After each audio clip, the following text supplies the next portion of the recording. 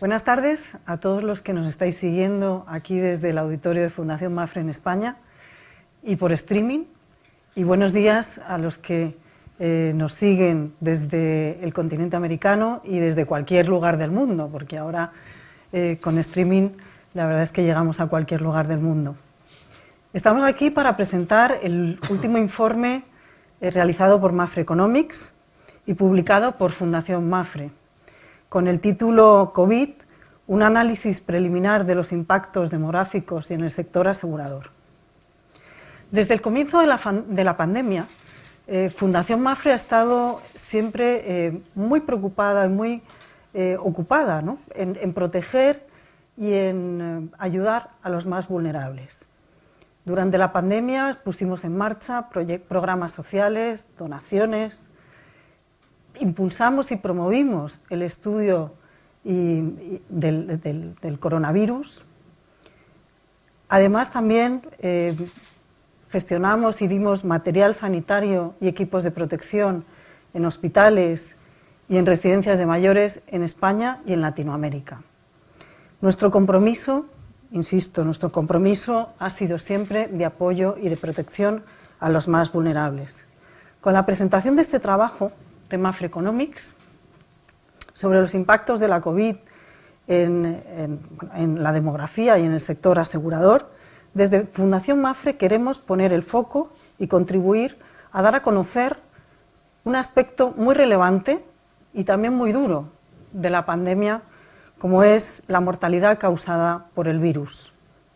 Además de profundizar en el análisis de los excesos de mortalidad durante los años 2020 y 2021 en un total de 39 países, este estudio presenta un indicador cuyo objetivo consiste en valorar el grado de eficacia de las medidas adoptadas por estos países durante la gestión de la pandemia y con ello ayudar a revertir en un futuro las deficiencias detectadas.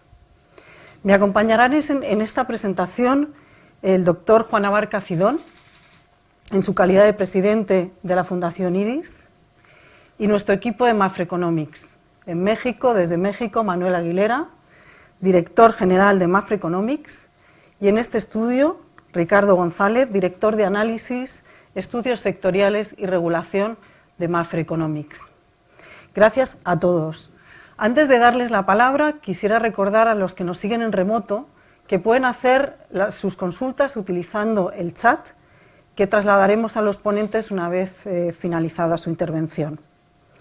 Para poner un poco de contexto sobre el tema que nos trae aquí, sobre el tema que nos ocupa, queremos comenzar con el doctor Abarca, que tiene un perfil profesional y formativo muy interesante, que nos revela su amplitud de miras, porque además de ser licenciado en Medicina y Cirugía por la Universidad Complutense de Madrid y especialista en Medicina Familiar y Comunitaria, Juan Abarca es además licenciado y doctor en Derecho por la Universidad San Pablo CEU. En 2016 fue nombrado presidente de H&M Hospitales, grupo en el que ha desarrollado distintas responsabilidades a lo largo de estos años, de muchos años, tras ser médico residente de Medicina Familiar y Comunitaria en la Clínica Puerta de Hierro. Haciendo gala de ese espíritu emprendedor que le caracteriza, quienes le conocen, es una de las cosas que recalcan, en 2002 fundó la empresa de profesionales de la medicina y el derecho, Prodeme, de la cual es presidente y consejero delegado. Y en el año 2010 fundó el Instituto para el Desarrollo e Integración de la Sanidad, la Fundación IDIS, del que fue secretario general durante el periodo 2010-2015 y en junio del 2019 fue elegido presidente de la Fundación, cargo que ocupa en la actualidad.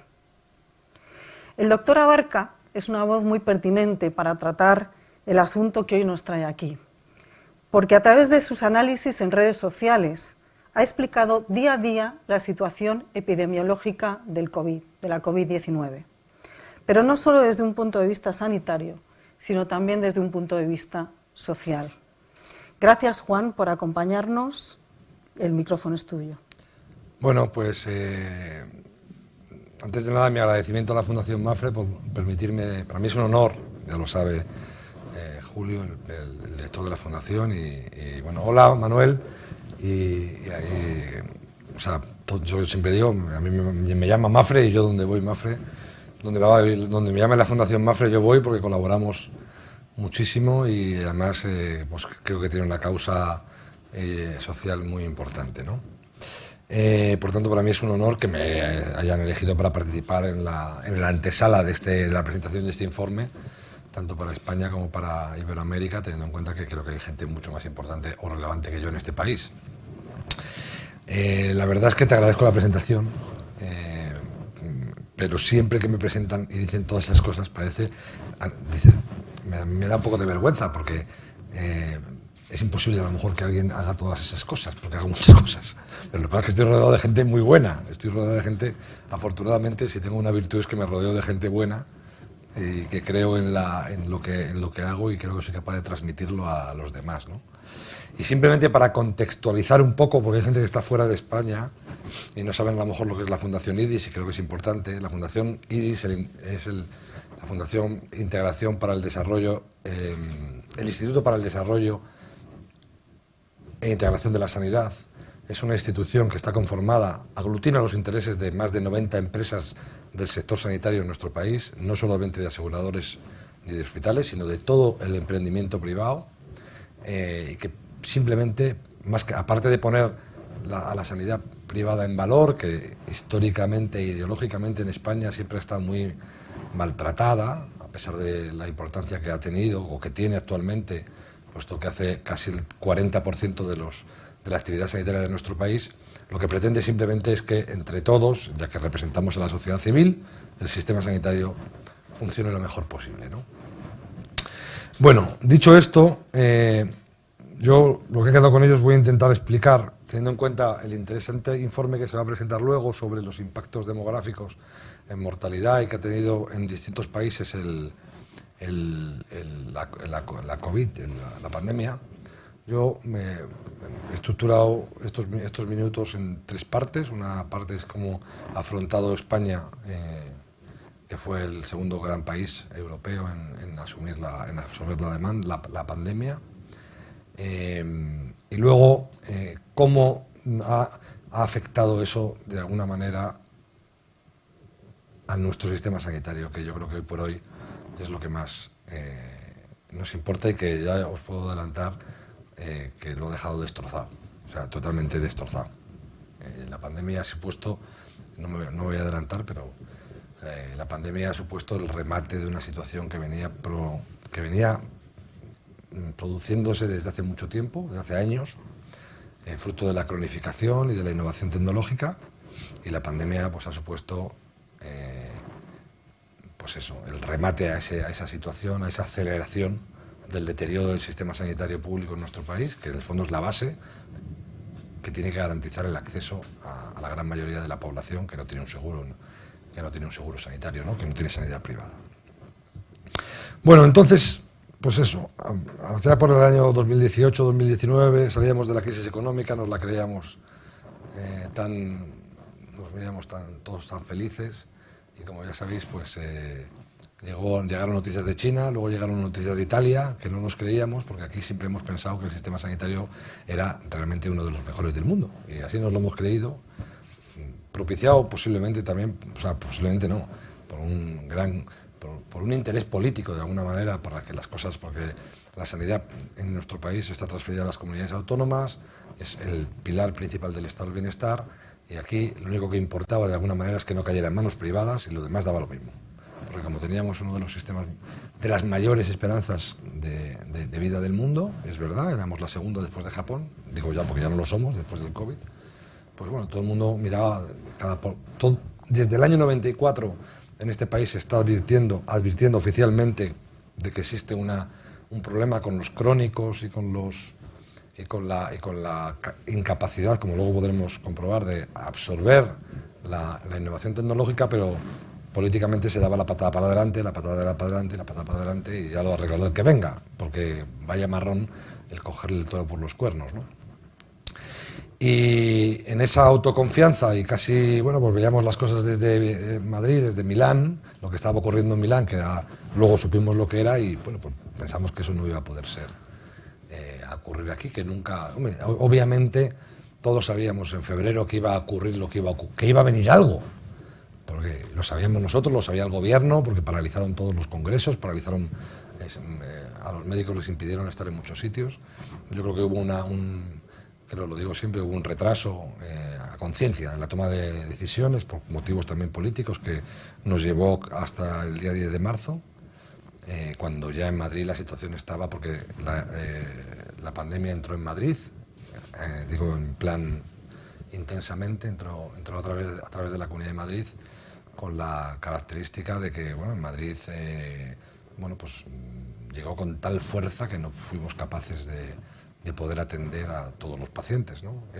Lo digo porque yo tengo hospitales, HM Hospitales tiene hospitales en varias comunidades autónomas, y es verdad que esa primera ola que ocasionó en Madrid casi 10.000 muertos, estábamos sin EPIs, estábamos sin respiradores. En cambio en Barcelona, que llegó como 4 o 5 días después, el hecho de que se ordenara el confinamiento 4 o 5 días fue suficiente como para que por lo menos se pudieran tratar a todos los pacientes. Pero es que en Madrid la gente se nos moría en las residencias, y si no se nos moría en las residencias, se nos moría en los pasillos de urgencias porque no había camas, ¿no? Para que se hagan una idea, nosotros en Madrid tenemos 7 hospitales, unas 700 camas, y las subimos a más de 1.000, duplicamos las UBIs, tuvimos que duplicar el personal, o sea, fue una circunstancia, ¿no?, que en su momento pues calificamos como una situación de guerra desde el punto de vista sanitario, porque eso es lo que parecía todos los días, ¿no? Eso llegó a Barcelona, como digo, luego llegó también alrededor de Madrid, a las Castillas, y más o menos en un momento en el cual no sabíamos nada, ¿no? No sabíamos nada, pensábamos, incluso algunos llegamos a pensar que a lo mejor esto se acababa ya en verano, y ya está, y se acababa en verano, pero desgraciadamente en verano pues hubo a raíz de una mala planificación, bueno, de errores que se pudieron tomar en las decisiones, sobre todo una mala planificación, pues falta fundamentalmente del control del turismo. Entró la segunda ola, por decirlo de alguna manera, a través de los temporeros que venían de Aragón, del tema del turismo, y bueno, pues tuvimos una segunda ola, siempre con la misma cepa, porque en España hemos vivido cuatro cepas que son las gran causantes de alguna forma de las grandes oleadas, ¿no? Entonces, como digo, la primera fue la cepa original de Wuhan, que tuvo una segunda vuelta en verano, y a finales del año 2021 entró la tercera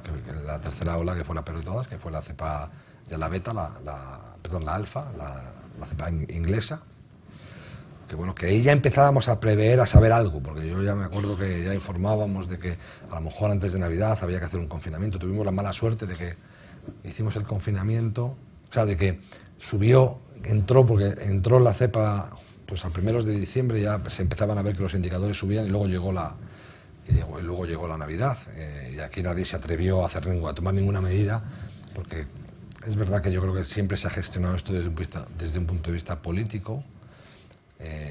Tanto en los momentos más importantes de la pandemia, donde en España la sanidad está transferida a las comunidades autónomas y el Estado de alguna manera se lavó las manos a partir de la segunda ola, y cada comunidad autónoma gestionó según lo entendió, de diferentes formas.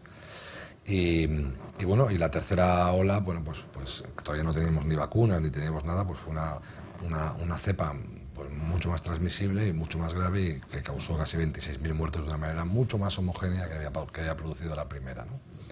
Tuvimos una cuarta ola en Semana Santa, que yo creo que esa ola, más que una ola, coincidió con un incremento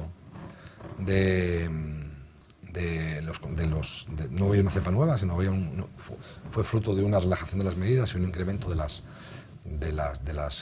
interacciones fruto de la Semana Santa, y eso fue una olita, más que una ola grande.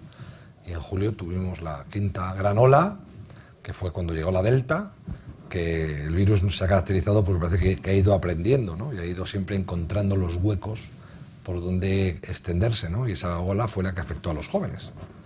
en España, y tuvimos muchísimos jóvenes, afortunadamente con una mortalidad muy baja, pero se extendió muchísimo la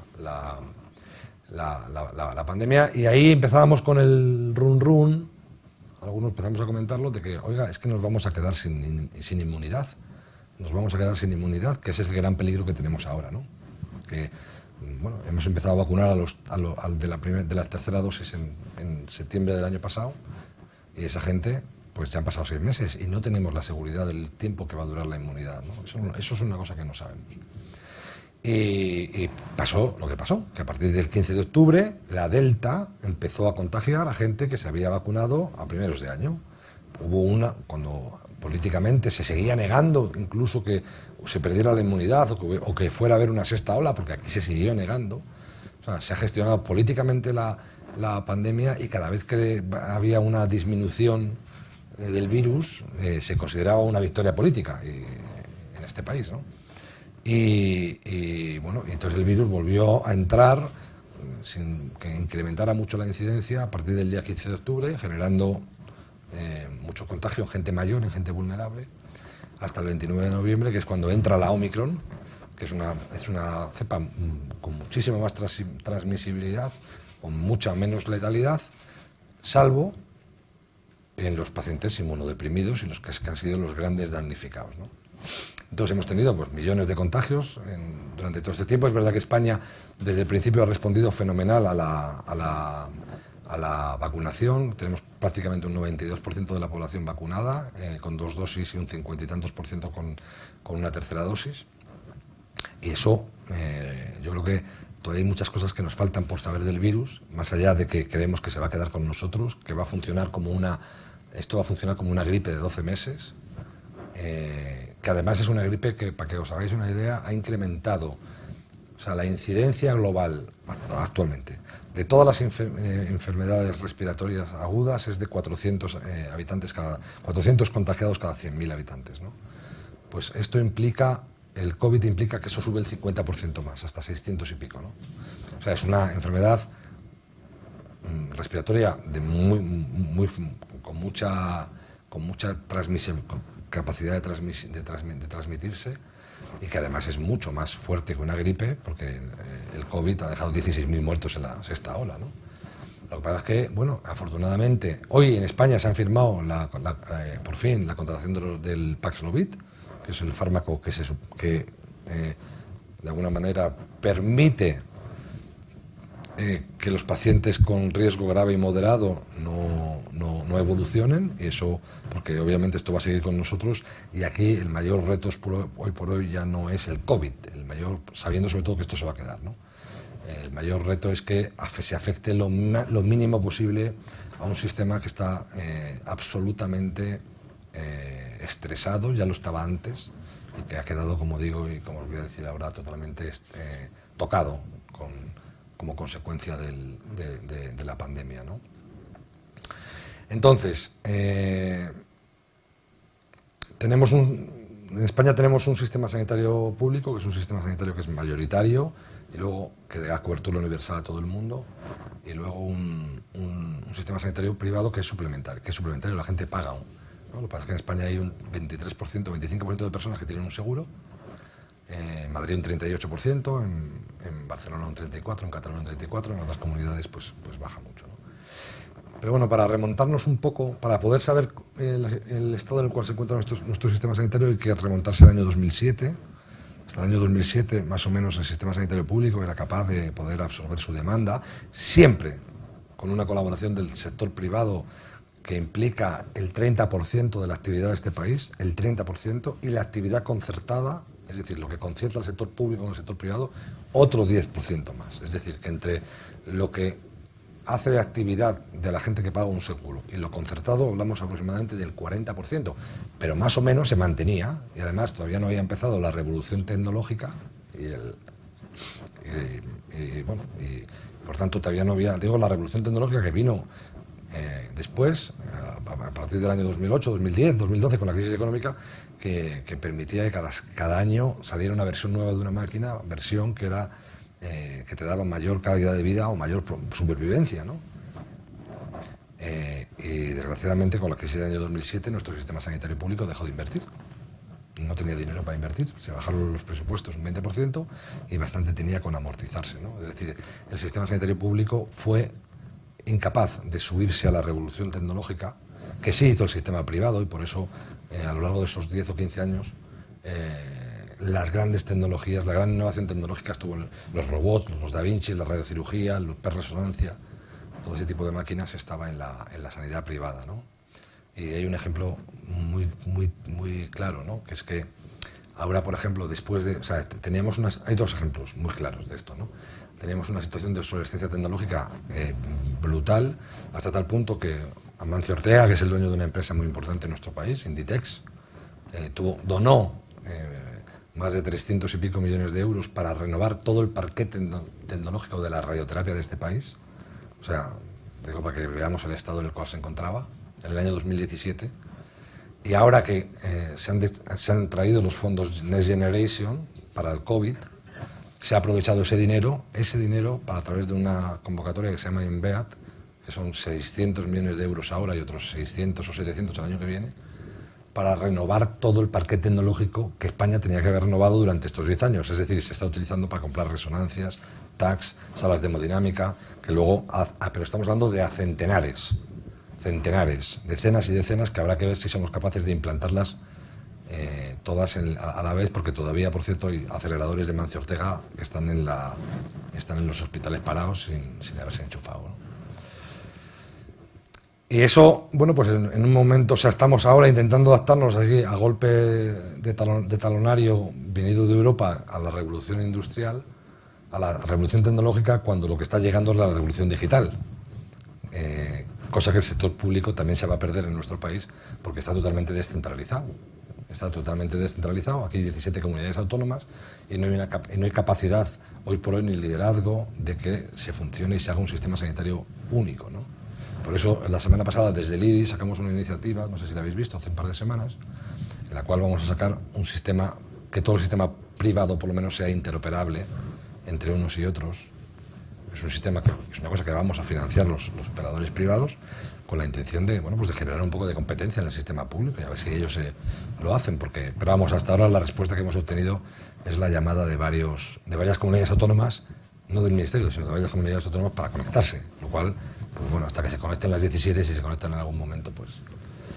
Y por lo demás, por ir acabando, porque digo, ajustándome el tiempo, pues yo soy muy pesimista, no soy pesimista, es que me dicen que soy pesimista, pasa que digo las cosas como las veo y las siento, y creo que soy absolutamente realista. El sistema sanitario público en nuestro país está acabado, muerto, está muerto.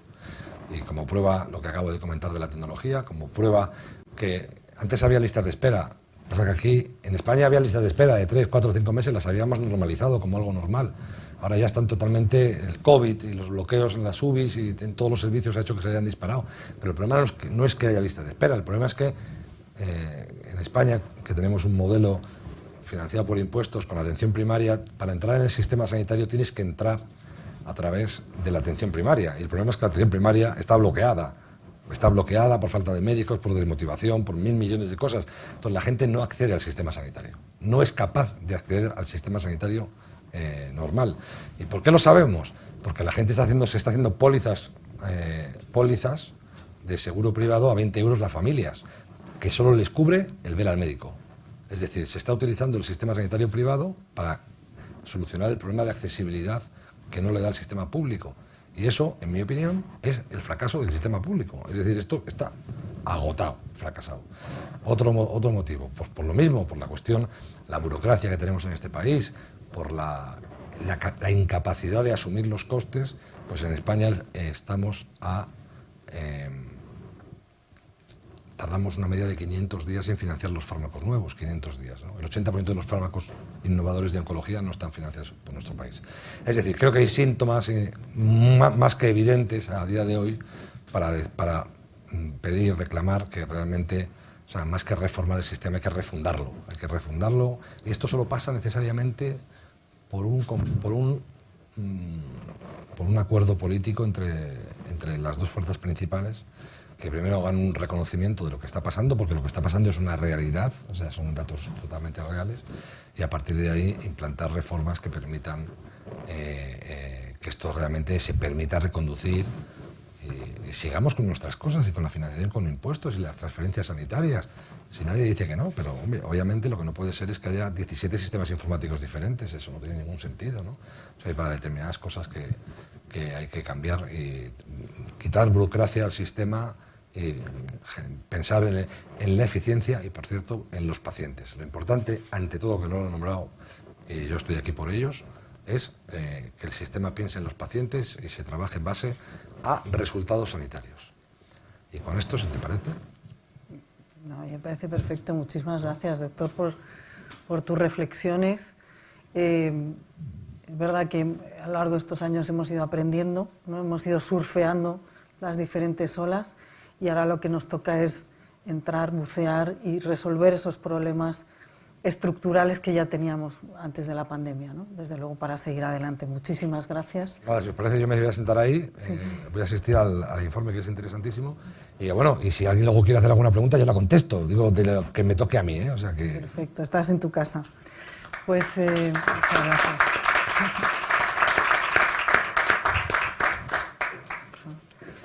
Pues pasamos ahora a la presentación del estudio COVID, un análisis preliminar de los impactos demográficos y sobre el sector asegurador. Voy a dar la palabra en primer lugar a Manuel Aguilera, a nuestro director general de Mapfre Economics, y después a Ricardo González, director de análisis, estudios sectoriales y regulación. Es vuestro micrófono. Muchas gracias, Clara. Un saludo a todos por ahí, también a Juan, un agradecimiento por acompañarnos en la presentación de este informe, a mi compañero Ricardo, entiendo que también por ahí está Julio Domingo, le mando un saludo. Como ha planteado Juan Abarca en su presentación introductoria, pues la pandemia es un evento de naturaleza evidentemente catastrófica para la sociedad, que ha venido a generar una gran cantidad de impactos sobre todos nosotros. Impactos que van desde esta dimensión humana, que significan pues, las muertes de tantas personas a lo largo de este par de años, pero también desde el punto de vista de la dimensión social, en la medida en que la pandemia pues, ha modificado y ha trastocado los patrones de la convivencia social de todos nosotros, y también desde una perspectiva económica. Todos sabemos la profunda crisis económica en la que se sumió el mundo, sobre todo en la primera mitad de 2020, y de la cual todavía no logramos salir por completo, y que ha generado, aparte de esta abrupta caída en la actividad económica, pues una serie de transformaciones de naturaleza ya mucho más estructural, ligado, por ejemplo, a los procesos de digitalización que trajo consigo necesariamente la pandemia. Entonces, insisto, se trata de un fenómeno de una naturaleza tan importante para la sociedad global que conviene hacer un pequeño alto para tratar de hacer alguna evaluación de los principales impactos que ha tenido la pandemia sobre todos nosotros. Una evaluación que necesariamente debe ser preliminar, porque la pandemia pues, no ha terminado todavía y sus efectos se siguen resintiendo sobre la actividad económica y social del mundo, pero que sí vale la pena, como señalaba Clara en su presentación, comenzar a valorar con el propósito de ajustar mejor las medidas que estamos tomando para minimizar sus impactos y también para tener elementos que en el futuro nos permita lidiar de mejor manera con esta situación. En este contexto, y me voy a permitir compartir mi pantalla rápidamente con ustedes para dar inicio a la presentación que hemos preparado. En este contexto, dentro de Mapfre Economics, que es el servicio de estudios del grupo Mapfre, pues hemos tratado de iniciar este proceso de valoración de la situación de la pandemia con este informe que hoy estamos presentando, COVID-19, un análisis preliminar de los impactos demográficos y sobre el sector asegurador, que básicamente trata de hacer eso, una valoración preliminar sobre una de las variables demográficas más importantes de esta pandemia, que es la mortalidad, y que al mismo tiempo es una de estas variables que tiene un impacto especialmente importante para la actividad aseguradora. El informe es un informe bastante amplio, que por supuesto a partir de hoy está ya disponible para que pueda ser consultado por quien esté interesado en el tema. Ricardo y yo, que vamos a hacer esta presentación, hemos seleccionado dos aspectos que nos parecen esenciales del informe, del informe en su conjunto, que es, en primer lugar, el análisis que se hace en el mismo respecto de los excesos de mortalidad para un conjunto de países, el cual Ricardo va a presentarles en un momento, y yo regresaré con ustedes después de eso para presentarles el indicador de eficacia en la gestión de la pandemia, que es uno de los resultados que este análisis de exceso de mortalidad nos ha permitido construir como parte del informe. Sin más, le dejaría entonces en este momento el uso de la palabra a Ricardo para que comenzara con esta primera parte de la presentación. Adelante, Ricardo, por favor. Muchas gracias, Manuel. Bueno, vamos a presentar primero unos datos sobre epidemiológicos sobre la pandemia. En estos gráficos vemos claramente las olas pandémicas que ha comentado hace un momento el doctor Abarca.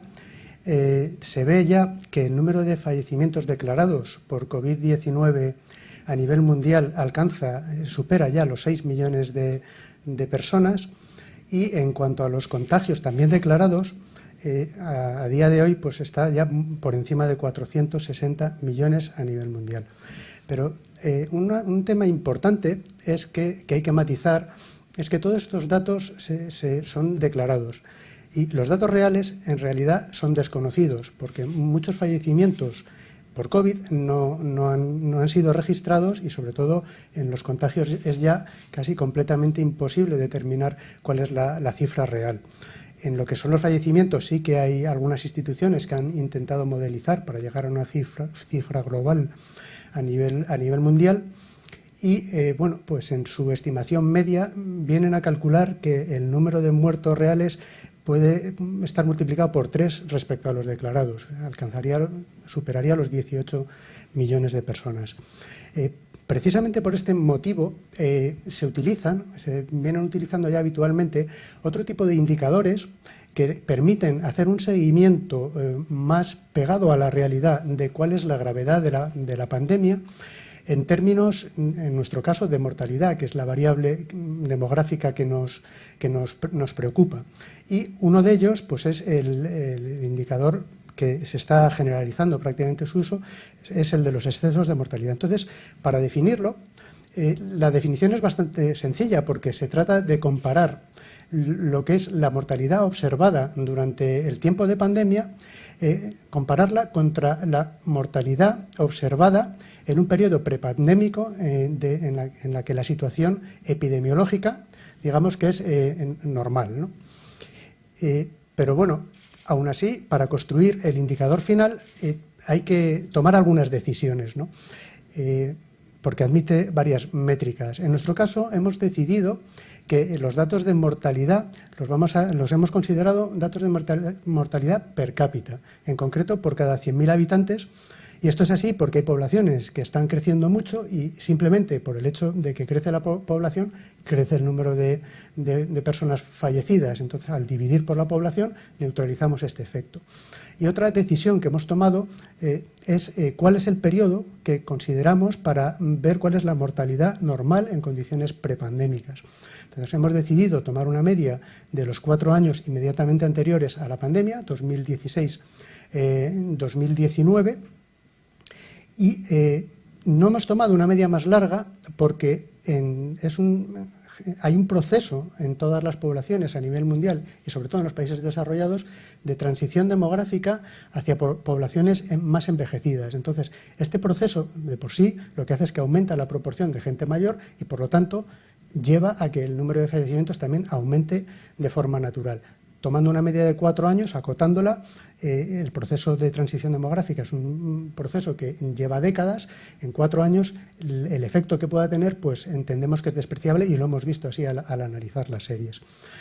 Y además hemos construido el indicador de excesos de mortalidad con 3 niveles de agregación: anuales, trimestrales y también mensuales, transformando, porque los datos suelen venir por semanas epidemiológicas. Entonces hemos tenido que transformar esas semanas epidemiológicas a meses, años y trimestres naturales con el fin de facilitar la comparativa. Y aquí entran en juego las cuatro variantes del virus que ha comentado el doctor Abarca. Exactamente, pues nos cuadra exactamente nuestro análisis. Las 4 variantes que han provocado mayores excesos de mortalidad, entre ellas, pues la primera fue obviamente la variante original, que se detectó en Wuhan a finales de 2019, pero luego hay otras 3 variantes que han causado grandes excesos de mortalidad. La primera de ellas es la variante alfa, que se detectó en el Reino Unido en septiembre de 2020. La Organización Mundial de la Salud viene a clasificarlas, y cuando la clasifica como una variante de preocupación es que ya es altamente transmisible y tiene unas características de letalidad que, bueno, hace que deban tomarse medidas adicionales, ¿no? Esta fue la ola pandémica que, digamos, que nos encerró en las Navidades de 2020.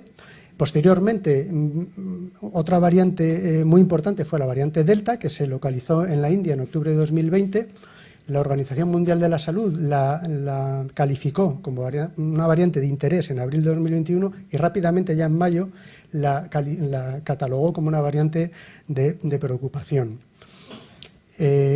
Y por último, la variante Omicron es la cuarta de las variantes que ha causado grandes excesos de mortalidad.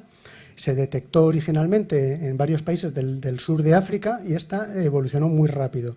En noviembre de 2021 se detecta y rápidamente en noviembre se declara variante de interés y variante de preocupación, todo en el mismo mes por su altísima transmisibilidad. Por dar un dato, la variante Delta tardaba 3 meses en hacerse prevalente y desplazar a todas las demás variantes. La Omicron, cuando entraba en un país, en un mes ya había desplazado a las demás variantes. Vamos a presentar ahora los excesos de mortalidad que hemos calculado para un grupo de 15 países que hemos estudiado en profundidad, para luego ya extenderlo a un grupo, digamos un universo más amplio que es en el que se centrará Manuel. Empezamos con Estados Unidos y a partir de ahí lo compararemos con los otros 14 países que hemos incluido en este grupo. Aquí presentamos el cuadro, el gráfico. Estamos graficando lo que son las muertes semanales, que es un dato que existe para gran parte de los países desarrollados. En los emergentes no necesariamente, pero bueno, sí que suele haber datos también mensuales, y hay muchos países en los que no hay datos tampoco en absoluto de mortalidad. Entonces, en Estados Unidos podemos ver en el gráfico de la izquierda, pintado en azul, están las muertes crudas en nivel. Lo que significa es que en Estados Unidos normalmente mueren semanalmente unas 50.000 personas, es un país de 332 millones de habitantes, y la ola pandémica se puede ver claramente los picos, que llegó en alguna semana a producir más de 87.000 muertos. En ese mismo gráfico, en la línea de arriba, en rojo, lo que presentamos son las variaciones interanuales de los datos semanales, es decir, comparamos una semana, la mortalidad de una semana contra la misma semana del año previo. Y hemos dibujado el gráfico y ya podemos ver la gran perturbación que produce en este gráfico. Esta es una serie de 7 años que produce la pandemia en la tónica que llevaba la mortalidad semanal en este país. En el gráfico de la derecha lo hemos presentado la misma información, pero en base 100, un poco para ver patrones de comportamiento y tendencias. Y ya claramente se ve que la mortalidad, no solo por pandemia, antes de la pandemia, tiene un componente estacional altísimo. Se producen picos, las líneas rojas verticales están pintadas el día 1 de enero. Y cada día 1 de enero hay un pico en la mortalidad, coincidiendo con el invierno. Y Estados Unidos está en el hemisferio norte, es el invierno boreal. Pero si de todos los países que hemos analizado que están en el hemisferio sur, entre ellos Nueva Zelanda, Australia, Chile o Brasil, Esos picos los da entre las dos barras, que coincide con los meses de julio y agosto, que es el invierno austral. Sin embargo, si nos vamos ya a los años 2020 y 2021, cuando entra la pandemia, vemos que ya estaba dando el pico en enero, en invierno, coincidiendo con el invierno. Eso lo que significa es que el frío aumenta, o sea, digamos que el frío mata, el frío aumenta la mortalidad muchísimo, pero vemos que ya hay un pico, un pico provocado por la ola pandémica en las mortalidades en la primavera. Eso es completamente atípico. Y luego ya pues la distorsión que produce en el resto de los trimestres. Lo que hemos hecho también es tabular estos excesos de mortalidad mensuales, trimestrales y anuales. Entonces, aquí en la tabla presentamos los excesos de mortalidad mensuales y vemos ya que en Estados Unidos, en el mes de abril, golpeó muy fuerte la primera ola pandémica, la original, la de Wuhan, y sale ya un exceso de mortalidad del 35,8%, lo que significa que en el mes de abril de 2020 la mortalidad fue un 35,8% superior a la media de la mortalidad de los meses de abril de los años 2016 a 2019. En el mes de diciembre hace aparición la variante alfa, se junta con la variante original y hace que el exceso de mortalidad suba al 42,2% y también produce un exceso de mortalidad muy alto en enero de 2021. Y aquí vemos el impacto de la ola pandémica provocada por la variante Delta, detectada en la India, que posteriormente, en el mes de mayo, la Organización Mundial de la Salud la declaró como una variante de preocupación. Pasando a un nivel de agregación trimestral, vemos que Estados Unidos, su peor trimestre fue el cuarto trimestre del año 2020, pero todos los trimestres en realidad son malos. Hay unos excesos de mortalidad bastante altos. También tiene un trimestre muy malo en el tercer trimestre de 2021, coincidiendo con la expansión de la variante Delta. Y si vamos a un nivel de agregación anual, Estados Unidos tuvo en 2020 unos excesos de mortalidad sobre la media de los 4 años de 2016 a 2019 del 18,4%, y en 2021 fue incluso peor, 18,8%. Hemos hecho este ejercicio también tratando de ver a qué cohortes de edad ha golpeado más la pandemia en base a este análisis de excesos de mortalidad.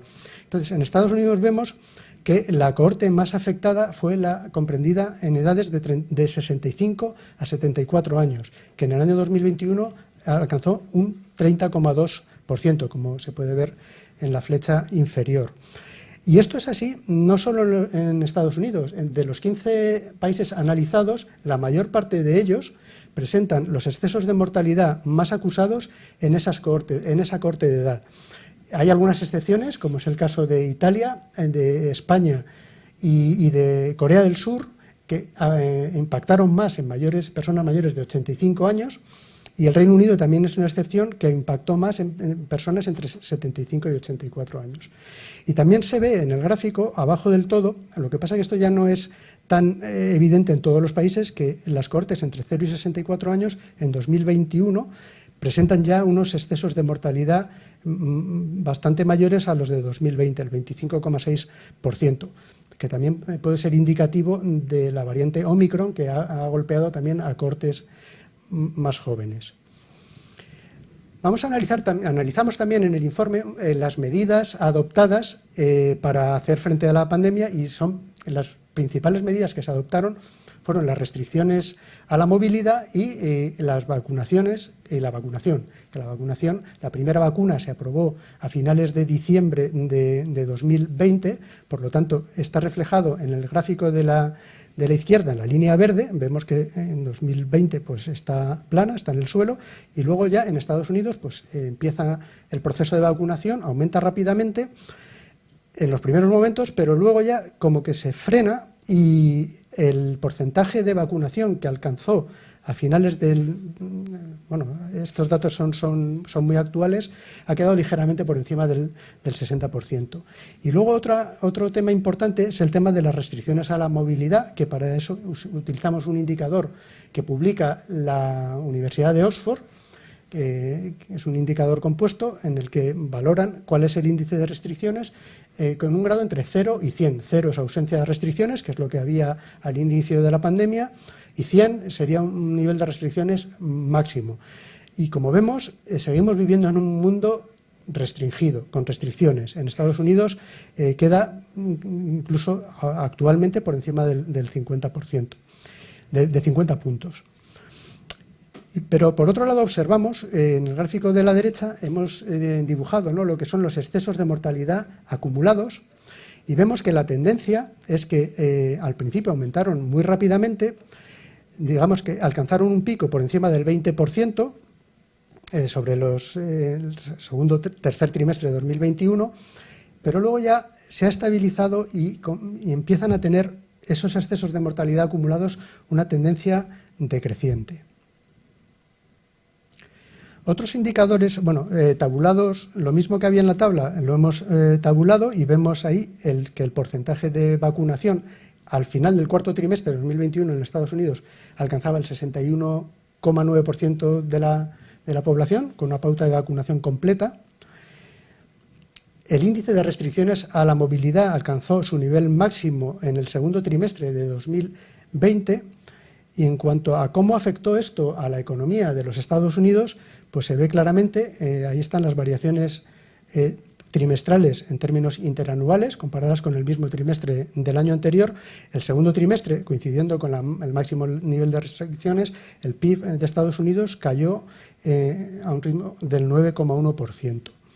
Sin embargo, a pesar de en 2021 tener una economía todavía sujeta a restricciones, 52 puntos sobre 100 en el indicador de la Universidad de Oxford, vemos que la economía se ha recuperado. Es decir, es como que la economía se ha acostumbrado, ¿no?, a vivir en esta situación pandémica. Y ha alcanzado un nivel en el conjunto del año, en 2020 cayó un 3,4%, en 2021 creció un 5,6%. Es de los países que pudo alcanzar el nivel anterior a la pandemia. Bueno, pues este comportamiento que vemos en el gráfico de muertes semanales, en nuestra muestra de 15 países, pues se replica en muchos de ellos, ¿no? Se producen fuertes perturbaciones en los años 2020 y 2021. México, las perturbaciones fueron especialmente fuertes, pero no solo, también las vemos en el Reino Unido, en Italia, España y en Francia. Y como dato curioso, vemos ahí en Francia, en el año 2003, un pico grandísimo, casi al nivel de la pandemia, muy acotado en el tiempo, o sea, quiero decir, duró muy poco y no es tan grave como lo que está pasando. Pero ese pico fue una ola de calor, es decir, el frío mata, pero el calor, cuando hay una ola de calor, mató muchísima gente, y lo que viene a indicar también es la gran sensibilidad que tiene este gráfico para detectar los problemas en la mortalidad. En cuanto a la comparación del gráfico de excesos de mortalidad acumulados de Estados Unidos con estos países que presentan también grandes perturbaciones en sus mortalidades semanales, pues vemos un poco que la tónica es parecida, ¿no? Un aumento fuerte al principio de la pandemia, excepto en el Reino Unido, que la variante original impactó mucho y llevó a un exceso por encima del 20% ya al principio, pero todos ellos se han estabilizado y tienen tendencia decreciente. Dentro del grupo de 15 países, otros 3 países que presentan grandes perturbaciones en las tasas de mortalidad son Brasil, Chile y Rusia. Y en Rusia vemos ahí en 2010 otra anomalía, que también fue una ola de calor que hubo en el año 2010. Los gráficos de mortalidad acumulada, vemos que la tendencia en Brasil y en Chile ya ha empezado a ser decreciente. En Rusia, que tenía unos excesos de mortalidad algo menores que en estos 2 países, sin embargo, es creciente. Le está impactando mucho el desarrollo de las últimas variantes, de la Delta y de la Omicron. Y ahora ya entramos en un grupo de países en los que ya es más difícil de adivinar las perturbaciones que produce las olas pandémicas en las mortalidades semanales. Entre ellos están Alemania y Canadá en menor medida, pero también. En Alemania vemos que al principio pues, impactó poco la pandemia, los excesos de mortalidad estaban incluso en una franja que no llegaba al 5%. Sin embargo, en ambos vemos que la tendencia todavía no llega a tomar un sentido decreciente. Y es precisamente también porque les está impactando mucho las últimas olas pandémicas.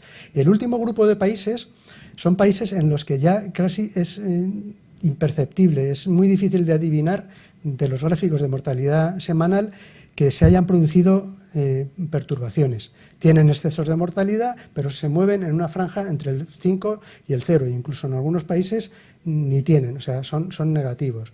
Sin embargo, lo mismo, las tendencias en estos países pues siguen siendo crecientes. Y hay un dato que es muy curioso, y es que en estos países la vacunación ha sido tardía. Mientras en Estados Unidos veíamos que en enero de 2021, que fue cuando ya se pudo empezar a vacunar a la gente, subía rápidamente la curva, en este grupo de países tardaron mucho en empezar a vacunar a la gente. En Taiwán, por ejemplo, casi se acerca a 2022. Corea del Sur lo mismo y Australia lo mismo. Es decir, que han reaccionado tarde porque también les estaban impactando menos las olas pandémicas, por lo que sea, son islas, restricciones y demás. Pero una vez se dieron cuenta del impacto que estaban teniendo las variantes Delta y la Omicron, pues entraron en procesos de vacunación aceleradísimos y han llegado a porcentajes de vacunación completas en el entorno del 80%, los tres países, bastante por encima de lo que veíamos en Estados Unidos. Y con esto ya voy a pasar la palabra a Manuel, que nos va a ampliar un poco la visión internacional del análisis. Muchas gracias, Ricardo. Como señalaba Ricardo en su presentación, el proceso de análisis de los excesos de mortalidad requiere de una gran cantidad de información que permita hacer estas estimaciones. Nosotros, a diferencia de otros análisis similares que se han realizado por parte de diferentes organizaciones, hemos preferido tomar directamente los datos reales producidos por las entidades de información estadística de los países para hacer estos cálculos. Así que, además de estos 15 países a los que se refería Ricardo, en los cuales en el informe hay un análisis detallado, también hicimos análisis de exceso de mortalidad para un grupo de 24 países adicionales hasta formar un total de 39, que es el número de países sobre los cuales en el mundo existe la información necesaria para poder hacer el cálculo de exceso de mortalidad bajo los parámetros que nos ha explicado Ricardo ahora. Este mapa que ven ustedes ahora en la pantalla es un mapa que muestra los excesos de mortalidad en el año 2020 para este conjunto de 39 países. Aquí hay varias cosas interesantes que señalar. La primera es que vemos que en el 2020 hay solamente un grupo, solamente dos países, que son Colombia y México, que mostraron en ese año en promedio un exceso de mortalidad por encima del 20% como promedio en el año. En el resto del mundo, los excesos de mortalidad no llegaron al 20%, en amarillo los que estuvieron entre el 10 y el 20%, aquí destacan Brasil, Estados Unidos y Rusia por su tamaño, y algunos otros como Australia, Nueva Zelanda, Japón, Taiwán y Corea del Sur, y algunos países nórdicos, incluyendo también ahí a Alemania en el caso de Europa, que tuvieron excesos de mortalidad relativamente bajos, por debajo del 10%. Esta era, de alguna manera, la fotografía en el año 2020. Para 2021, este conjunto de 39 países, vemos cómo la situación cambió de manera muy importante. El número de países con excesos de mortalidad por encima del 20% ya se extendió a los países latinoamericanos analizados, que son Chile, Brasil, Colombia y México, y también a Rusia y algunos países de Europa Oriental, que mostraron también este mayor exceso de mortalidad en 2021 respecto de 2020. Por el contrario, vemos que los países nórdicos y buena parte de los países europeos mejoraron en términos de exceso de mortalidad respecto al año previo, lo que ya es una primera, digamos, indicación de cómo hubo ciertos países que reaccionaron mejor al fenómeno de la pandemia y implementaron medidas apropiadas para tratar de contener los efectos sobre la mortalidad, y otros que, al revés, a pesar de la, digamos, la enseñanza que hubo en 2020 respecto al comportamiento de la enfermedad, pues no tuvieron esta capacidad de reacción y los parámetros de exceso de mortalidad, en lugar de reducirse, pues se incrementaron en términos promedio. Una de las cuestiones que a partir de este análisis sobre el comportamiento de los excesos de mortalidad nos planteamos como parte del desarrollo del informe es pues un poco cuáles eran los factores de los que dependía directamente los excesos de mortalidad y, en términos más generales, los factores que identificaron una buena o mala gestión de la pandemia en los diferentes países para los cuales teníamos información. Un primer análisis que realizamos, que es el que les muestro ahora en la pantalla, fue el tratar de analizar si había algún tipo de correlación entre los excesos de mortalidad y la fortaleza de los sistemas de salud previos a la pandemia.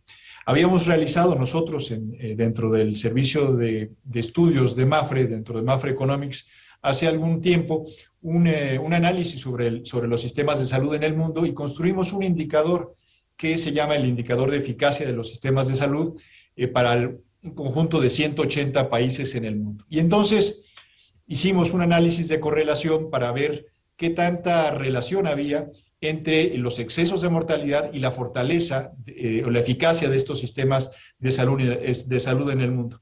Y lo que encontramos es que había una gran relación, una gran correlación, una correlación que explica cerca del 65% del exceso de mortalidad a partir solamente de la fortaleza previa de los sistemas de salud, lo cual es un indicativo claro de que efectivamente pues, es importante, como señalaba Juan Abarca en su presentación, es muy importante mantener siempre un sistema de salud sólido y en condiciones de enfrentar no solamente la situación sanitaria normal de los países, sino que pueda reaccionar apropiadamente ante este tipo de emergencias sanitarias.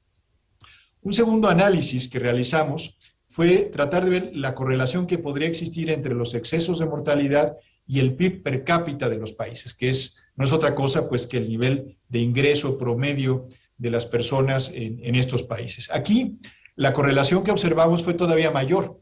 Este factor explica más del 70% del fenómeno del exceso de mortalidad, y esto es pues más o menos obvio, ya que el PIB per cápita, además de reflejar el ingreso promedio de las personas y de las familias en cada uno de estos países, pues es un indicador indirecto también de los niveles de educación, de los niveles de capacidad económica también para poder implementar medidas de prevención, de la posibilidad de trasladar parte del trabajo que antes se hacía presencialmente a los hogares en esquemas de confinamiento. Esto, por ejemplo, para los países emergentes donde la economía sumergida o la economía informal representa una parte muy importante de la actividad económica y está muy ligada además a la prestación de servicios, que son las áreas donde más se podía generar contagios, pues tiene una relación especial, una vinculación especialmente alta.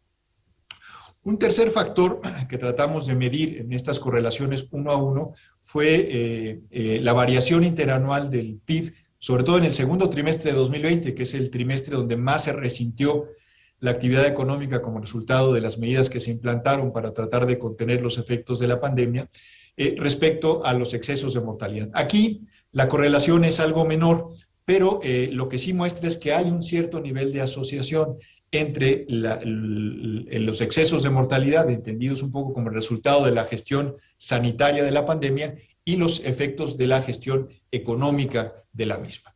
Y un poco a raíz de este conjunto de análisis, pues nos preguntamos en un sentido más general si habría una forma de tratar de identificar o cuantificar qué tan eficaz fue la gestión de la pandemia en el conjunto de los países que analizamos y para los que teníamos suficiente información. Y un poco la conclusión a la que llegamos es que había factores de naturaleza, por un lado, exógena, sobre los cuales es difícil que las autoridades puedan actuar, los gobiernos puedan actuar directamente, y algunos factores de naturaleza endógena, donde sí, a través de del diseño y implementación de políticas públicas, los gobiernos pueden incidir sobre los resultados que tiene la pandemia sobre su sociedad y sobre su economía. Dentro de los factores, digamos, de naturaleza exógena, pues están las propias características del virus, el grado de letalidad y el tipo de variantes que golpearon a cada uno de los países, el perfil demográfico de la población, si este está más o menos concentrada en núcleos urbanos, por ejemplo, o si estas están más o menos cerca o lejos de los puntos donde se generaron las variantes o los sitios donde entraron las variantes a los países. Un excelente ejemplo de esto es lo que nos señalaba Juana Abarca respecto de lo que pasó entre Madrid y Barcelona y esos días que permitieron tomar algunas medidas de política pública para tratar de reducir los efectos de la pandemia. También las propias características de los núcleos urbanos de los países donde puede haber mayor o menor hacinamiento, no solamente en la vida normal de las familias, sino también en los diferentes servicios o la infraestructura de prestación de servicios de las ciudades en términos generales. Y otros factores que son más de naturaleza endógena, insisto, donde sí las políticas públicas pueden actuar, como las medidas que se implementaron para tratar de limitar el contacto social entre las personas o la rapidez de los programas de vacunación, tanto desde el punto de vista de las gestiones de los gobiernos para hacerse de las vacunas, como el despliegue logístico para la aplicación de acuerdo a los diferentes grupos de población, de acuerdo a la vulnerabilidad que cada uno presentaba ante las características del virus. Y también, por supuesto, como señalé hace un momento, qué tan sólido es el sistema de salud para reaccionar y actuar para evitar mayores daños sobre la población. Y en una dimensión económica, también de políticas públicas, pues las medidas que los gobiernos tomaron para tratar de que su economía sufriera lo menos posible y con ello su población desde el punto de vista de su ingreso y por lo tanto de su bienestar material. Este conjunto de factores los tratamos de agrupar construyendo, y esto lo presentamos dentro del informe, un indicador único que tratara, a partir de estas diferentes perspectivas, de mostrarnos qué tan eficaz había sido la gestión de la pandemia en los países que analizamos. Y para eso construimos 5 índices particulares que después integramos en un solo índice. Estos 5 índices particulares, el primero es, por supuesto, el índice de exceso de mortalidad, que básicamente lo que hace es medir el promedio, para efectos de este índice, el promedio de excesos de mortalidad en los años 2020 y 2021. El racional detrás de esto es muy evidente. Los países que tuvieron menores excesos de mortalidad, pues intuitivamente uno pensaría que fue como resultado en parte de una mejor gestión de la pandemia. Un segundo indicador que tomamos para construir este indicador general es el índice de vacunación de pauta completa. Aquí medimos el porcentaje de población total con pauta completa vacunada en cada uno de los países y nuevamente el racional detrás de este segundo índice es que aquellos países que lograron un porcentaje mayor al final del periodo 2020-2021 de vacunación de su población, pues tuvieron una mayor eficacia en la gestión de su pandemia, ya que lograron reducir, quizás no el número total de contagios, pero sí la gravedad de los mismos y por lo tanto las implicaciones que esto tiene también sobre parámetros de convivencia social y de actividad económica. Un tercer índice que utilizamos es un índice de desempeño económico. Como ustedes recuerdan, la pandemia trajo como resultado la necesidad de implementar medidas de confinamiento y distanciamiento social que inmediatamente se tradujeron en una abrupta caída de la actividad económica en todos los países del mundo. Después, en la medida que se fueron tomando las medidas de distancia social y formas de tratar de compatibilizar estas con la actividad económica, la economía se empezó a recuperar poco a poco después de la aprobación de las vacunas y de que empezaron los programas de vacunación mucho más rápidamente todavía, y con eso lograron empezar a recuperar lo perdido durante el primer semestre, sobre todo, del año 2020. En este índice, entonces, lo que hacemos es cuantificar qué tanto de lo que se perdió en el 2020, en términos de generación de producto, se pudo recuperar en el 2021. El racional detrás de este índice es que aquellos países que lograron recuperar un porcentaje mayor de la pérdida de actividad económica en 2021, pues tuvieron en consecuencia una mejor gestión de la pandemia.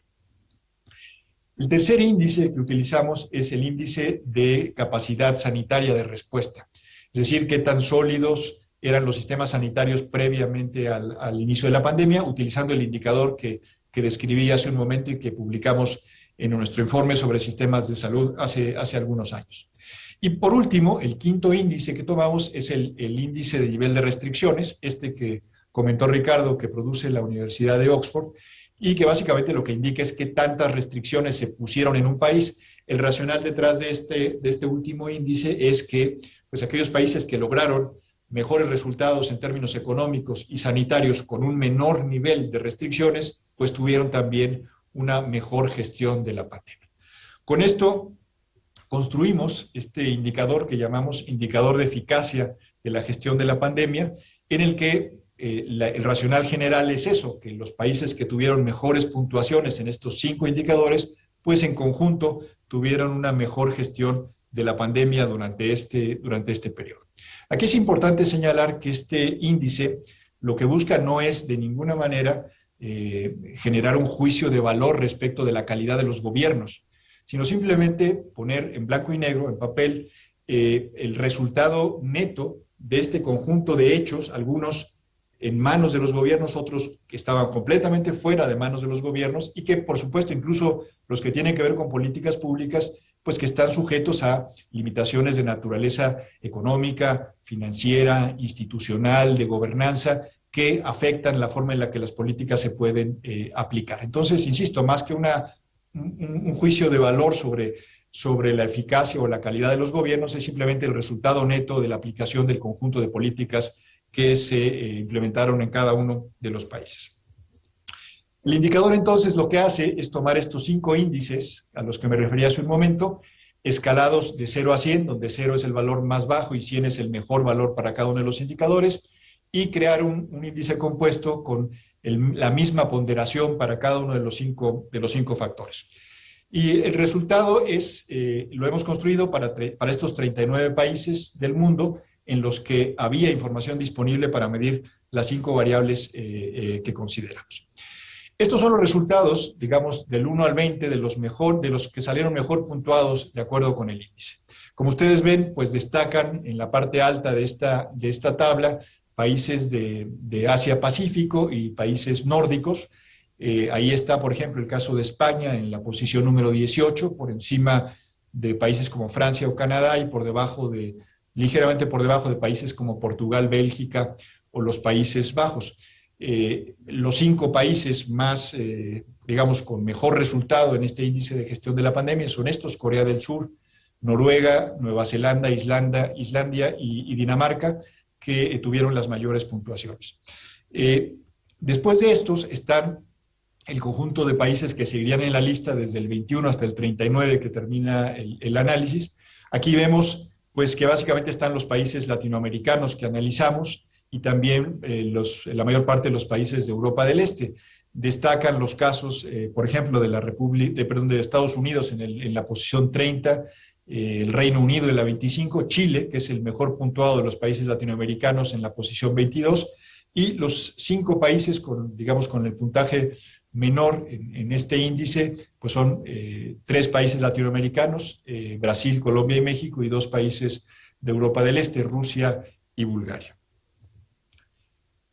Una cuestión interesante de este índice es que si lo analizamos o si lo vemos ya no desde la perspectiva país a país, sino de una visión más regional, nos da también nos permite sacar conclusiones interesantes y que nos permite confirmar que no se trata solamente de un tema específico de la gestión de un gobierno en un país, sino más bien de una serie de limitaciones, insisto, tanto institucionales como exógenas, que tienen que ver con la naturaleza propia del virus y la ubicación geográfica de los países, que generaliza el comportamiento más por regiones.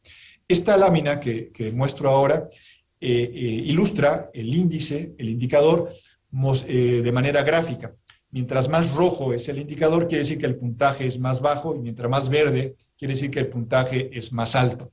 Claramente se observa en el gráfico cómo pues, la gestión de la pandemia en los países de América Latina, quizás un poco con la excepción de Chile, que es el que tiene, digamos, un puntaje relativamente mejor, pero en general este es el comportamiento, es muy similar, un comportamiento donde el índice es relativamente bajo. En el mismo caso se encuentra Rusia y buena parte de los países de Europa del Este, donde también los puntajes del indicador son relativamente bajos. En el caso de Europa, un poco en medio de esta puntuación, estarían algunos países europeos, Estados Unidos y Canadá, y los mejores puntuados, pues es básicamente toda la zona de Escandinavia y algunos países de Europa Occidental y los países de Oceanía y de Asia que incluimos en el análisis. Entonces, esto también nos da una buena visión regional de cómo la gestión de la pandemia fue un fenómeno que tiene ciertas similitudes en función de la región, que abarca también países de condiciones socioeconómicas relativamente similares. El informe tiene un apartado sobre el cual no voy a entrar en detalle, en el que se muestran los principales impactos de la pandemia sobre el sector asegurador. Un análisis que se hace tanto desde el punto de vista de los impactos que tiene o que ha tenido y sigue teniendo la pandemia sobre el sector desde la perspectiva económica, desde la demanda de seguros, pasando por los efectos financieros y la forma en la que afectan a los diferentes ramos de aseguramiento, los efectos sobre los sistemas sanitarios y la forma en la que el seguro puede ser un complemento a los sistemas públicos para tratar de enfrentar no solamente situaciones extremas como la que estamos viviendo, sino el funcionamiento y el mejoramiento en general de los sistemas sanitarios. Aquí simplemente como un pequeño apunte que va muy en línea con lo que ya señalaba Juan Abarca en su presentación, se generó claramente por la saturación de los sistemas sanitarios un incentivo a una mayor contratación de los seguros por la aversión al riesgo sanitario que la propia pandemia trajo consigo. Esto es un fenómeno claramente coyuntural, pero que pensamos puede volverse más estructural en la medida que las personas que accedieron al seguro, a la protección del seguro sanitario a través de este mecanismo, hayan detectado, se hayan dado cuenta de la utilidad que tiene complementar las prestaciones sanitarias generales de la seguridad social con mecanismos privados que permiten complementar su mejor atención médica y al mismo tiempo reducir la presión sobre los sistemas públicos de salud.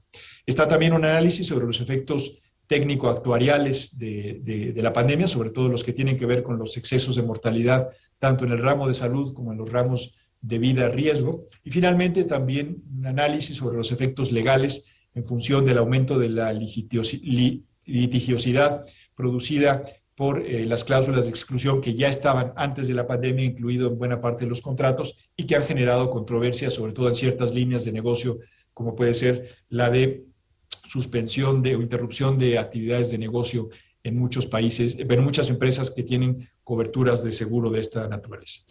Yo los invito, insisto, el informe es amplio en términos de la información que provee y que tanto Ricardo como yo hemos simplemente tratado de simplificar y de reducir para esta presentación. El informe está ya disponible desde ahora tanto en la página web de Fundación Mapfre como en la sección de Mapfre Economics dentro de la página corporativa del Grupo Mapfre. Yo les dejo ahí ese código QR a través del cual con el móvil, el teléfono celular, pueden ustedes ir directamente a la página de descarga del informe, el cual, por supuesto, es absolutamente gratuito y puede ser consultado por cualquiera que esté interesado en el tema.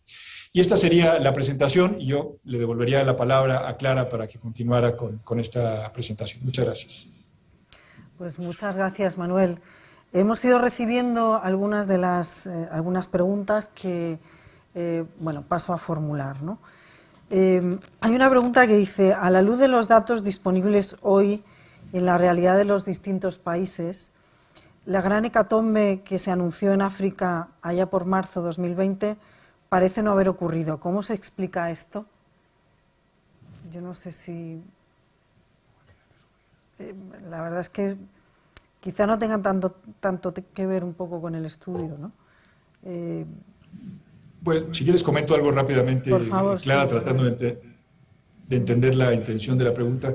Sí, una de las cuestiones, incluso es difícil analizarlo, porque si ustedes ven el mapa que presentamos sobre los excesos de mortalidad o los países donde había suficiente información para hacer este cálculo de excesos de mortalidad, claramente se ve que en África no hay información como para poder tener una visión de qué es lo que está ocurriendo ahí. Tenemos los datos generales de mortalidad que se publican, que parecieran ser relativamente bajos. Sin embargo, sigue siendo un poco un enigma. Quizás Juan Abarca tenga más información y una visión más apropiada sobre el tema, pero finalmente lo que tenemos que recordar es que pues, una pandemia es un fenómeno no local o regional, sino es un fenómeno global. Y ya muchas instituciones, tanto de temas sanitarios como incluso de temas financieros a nivel internacional, han puesto el foco en la necesidad de la cooperación internacional para llevar todas estas medidas de prevención, como son las vacunas, también a estas regiones, como es el caso de África, y evitar que se pueda facilitar, por ausencia de estas medidas sanitarias, el desarrollo de nuevas variantes que puedan terminar retroalimentando esta pandemia en el futuro. Pero insisto, esa es mi opinión general sobre el asunto. No sé si Juan tuviera algún comentario adicional o Ricardo sobre el tema. Bueno, yo puedo decir varias cosas. En relación con el tema de África, vamos, yo hablo con la industria farmacéutica y yo creo que está claro, y esa es una de las grandes dificultades con las cuales nos vamos a enfrentar con esta pandemia, ¿no? Que el virus, a diferencia del virus de la gripe, que es un virus estacional que va y viene, el virus del COVID pues no respeta estacionalidad y puede estar presente en cualquier sitio. Es verdad que la Omicron tiene una serie de variaciones desde el punto de vista genético que hace muy difícil o que hace que prácticamente con respecto a las versiones iniciales se haya casi completado la posibilidad de que pueda haber variantes diferentes o peores o más alejadas, porque entre la primera y la Omicron hay tal salto en la variabilidad genética que de haber una variante sería una variante que estaría que las variaciones genéticas estarían entre las dos y por tanto estaría asumida por las vacunas, ¿no? El problema que tenemos en África confluyen varios problemas que yo he hablado con unos y con otros. Primero, que en África la gente, bueno, varias circunstancias. Primero, que la edad media es mucho menor de la gente, ¿no? Entonces, obviamente el virus afecta mucho menos. Segundo, que en África pues tienen problemas mucho más graves. Las cosas como son, ¿no? O sea, la gente en África se está preocupada por la fiebre amarilla, por el hambre y por vamos, me ha dicho, yo lo he hablado con gente que pues yo sé, la dueña de Turkana, por ejemplo, ¿no? Que tiene allí 5 campamentos y es que el COVID directamente es que ni se quieren vacunar del COVID, es que no le afectan, ¿no? Y luego con respecto al tema de las dificultades para la vacunación, en África hay un problema de logística. Ya no es una cuestión de que no lleguen vacunas, es que falta la capacidad de distribuir, ¿no? Y luego hay muchísima corrupción. Esto me lo comentó uno de o sea, que llevaron 200.000 vacunas a un país y el día siguiente habían desaparecido, ¿no? O sea, es decir, se da una serie de circunstancias que por una parte, bueno, pues impiden o bueno, favorece que no haya una propagación de la enfermedad y por otra parte impide que pueda haber un tratamiento y una toma de medidas efectivas en estos países. Y diciendo todo esto, ojalá podamos llevar las vacunas a África, a Indonesia y a Sudamérica y a todos los países del mundo vamos, ese es el gran objetivo de la iniciativa COVAX en España y en el mundo. Lo que pasa es que, si veis, hay muchas noticias de que las vacunas pues o caducan porque hay unas grandes dificultades desde el punto de vista logístico. Pues muchísimas gracias. Nos hacen otra pregunta que dicen, con estos estudios sobre mortalidad por COVID, y si bien la pandemia no ha terminado y aún habrá muchos datos aún por corregir, o por recoger y revisar hacia el futuro, ¿qué recomendación harían respecto a corregir las tablas de mortalidad actuales? Si quieres, Clara. Por favor. Bueno, pues con las tablas de mortalidad la verdad es que ha habido una revisión reciente y hubo la mala suerte de que todo el estudio, claro, es prepandémico. Entonces, tardará tiempo todavía en verse cuál es el impacto real sobre la esperanza de vida. De momento lo hemos investigado mucho y lo que hemos hecho es analizar lo que prevén pues, organismos internacionales como la OCDE o Eurostat, o también oficinas nacionales de estadística de los distintos países que están muy interesados en intentar proyectar un poco por ver cuál es el impacto sobre sus sistemas públicos de pensiones. Y realmente la idea que se saca es que en 2020 y en 2021 también sí que va a haber un recorte importante en la esperanza de vida, porque la esperanza de vida se calcula aplicando las tasas de mortalidad de un año a la población de ese año. Entonces, 2020 2021, obviamente las tasas de mortalidad pues, se han aumentado, pero entienden, con la dinámica que lleva ahora mismo el virus, salvo que se produzca alguna mutación que sea mucho más letal, que la esperanza de vida va a tender a volver a los patrones que venía presentando antes de la pandemia, que son mejoras en la esperanza de vida, pero ya menores de lo que venían siendo en las décadas anteriores. Entonces, revisar las tablas que se acaban de publicar, pues yo creo que eso habrá que considerarlo, pero llevará un tiempo porque todavía no se sabe muy bien cuál es el efecto final en la esperanza de vida. Y la idea es que tiende a corregirse. Pues muchas gracias. Hay otra pregunta que dice: ¿cómo se considera en el índice de eficacia la situación previa de cada país en cuanto a la preexistencia de enfermedades crónico-degenerativas en la población? Supongo que enfermedades graves, ¿no? Sí. Sí, como decía yo, uno de los 5 índices que tomamos en consideración para calcular este indicador general de gestión de la pandemia es un índice de la capacidad y fortaleza de los sistemas de salud, a partir de otro indicador que nosotros produjimos hace algunos años. Y ese indicador está construido, ese indicador de eficacia de los sistemas de salud está construido considerando 3 variables. Una es la esperanza de vida al nacer, un poco variables que, digamos, son resultado de un buen sistema de salud.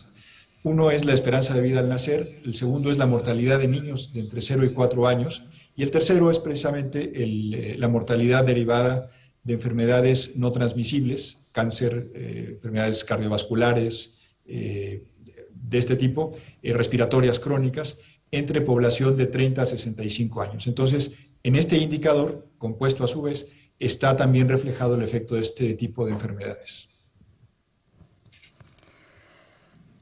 Señora Aguilera, nos hacen otra pregunta para usted. Indica que el seguro de salud fue afectado técnicamente durante la pandemia. Desde la experiencia en varios países europeos, los resultados técnicos de este ramo tuvo mejoras en la siniestralidad. ¿Puede comentar cómo es este efecto técnico en el ramo de salud? Sí, con todo gusto. Uno de los primeros, digamos que yo lo dividiría en dos tipos de efectos. Los primeros, los que tienen que ver con el inicio de la pandemia, que generaron mejores resultados técnicos como producto de una reducción de la utilización del seguro. Los procesos de confinamiento de la población trajeron como resultado que las personas que se estaban atendiendo regularmente de ciertos padecimientos dejaran de hacerlo precisamente por la necesidad de confinarse y tratar de aislarse de los efectos del virus. Segundo, que algunas personas pues tuvieron afectaciones por la enfermedad y utilizaron el seguro de salud, pero quizás, y esto tuvo un efecto inverso sobre la siniestralidad y por lo tanto sobre los resultados técnicos del ramo. Y tercero, que quizás es el más importante, que en la medida en la que la actividad social se ha ido regularizando, las personas han regresado a la utilización del seguro de salud para retomar sus tratamientos y su seguimiento médico previo, con el resultado de que se aumentó de manera muy importante otra vez la utilización de las prestaciones de este tipo de servicios y, lamentablemente, en algunos casos con aumentos en los costes derivados de que enfermedades que pudieron haberse seguido tratando de manera preventiva en una situación normal, con esta interrupción de un año, año y medio, en fin, lo que haya sido en cada caso, pudieron haberse agravado y por lo tanto requirieron de una atención mucho mayor de la que habrían requerido de no haber sucedido esto. En ese sentido se da esta afectación técnica. La situación particular de cada país es distinta en función de la naturaleza del tipo de producto de seguro de que se trate, de la intensidad que en cada país haya respecto de la utilización de los servicios médicos, etc. Entonces, no hay, digamos, una valoración general sobre el resultado técnico del ramo, pero sí tiene, digamos, estos componentes en su explicación en cada país. Muchísimas gracias. Yo creo que nos da tiempo a una última pregunta. Y además, Ricardo ha mencionado antes, ya estaba hablando antes, de la esperanza de vida. Yo creo que lo has citado, ¿no? La pregunta dice, ¿cuál es la posición más aceptada en cuanto al efecto que pueda tener la pandemia sobre la esperanza de vida? ¿Cómo afectaría esto al sector asegurador? Lo está enfocando desde los efectos demográficos. Ricardo. Sí, pues más o menos ya la hemos contestado, ¿no? La esperanza de vida en 2020-2021 lógicamente se acortará y en el estudio tenemos un montón de datos sobre distintos países, sobre cuánto estiman distintos organismos internacionales y las oficinas de estadística también de los países en cuanto se van a acortar, pero que luego retomarán una